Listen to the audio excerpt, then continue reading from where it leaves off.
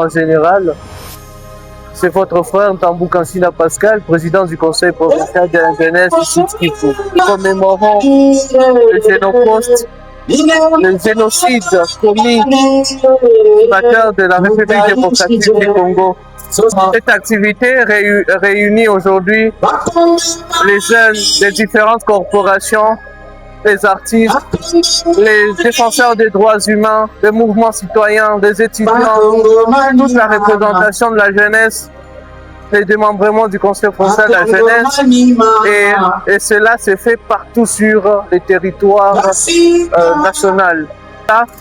Et aujourd'hui, nous nous sommes levés pour faire entendre notre voix et pour dire que nous n'avons pas oublié. Et lorsque nous disons que nous n'avons pas oublié, ce n'est pas pour s'aimer la haine, mais pour que cette histoire ne se répète plus. Voilà la raison pour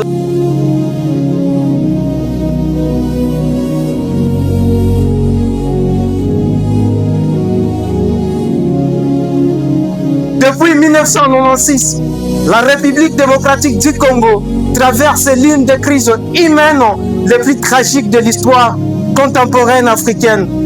Plus de 6 millions de personnes ont perdu la vie directement ou indirectement à cause de conflits armés, des conséquences humanitaires des guerres, des maladies et de la précarité provoquée par des décennies d'instabilité.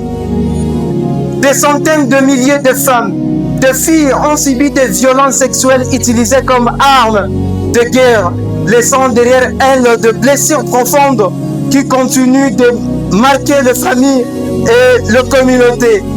Plusieurs générations de Congolais ont grandi dans la peur, dans l'incertitude, dans les déplacements et dans les traumatismes.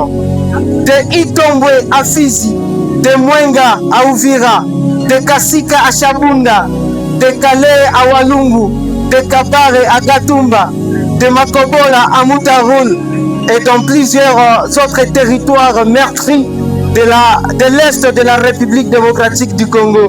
Des milliers de personnes ont été tuées, déplacées ou victimes d'atrocités qui ont profondément marqué notre histoire collective. Il faut maintenant que ça cesse et que la communauté internationale sache qu'il y a génocide en République démocratique. Nous refusons aujourd'hui que ces souffrances soient réduites à de simples chiffres statistiques et sans âme.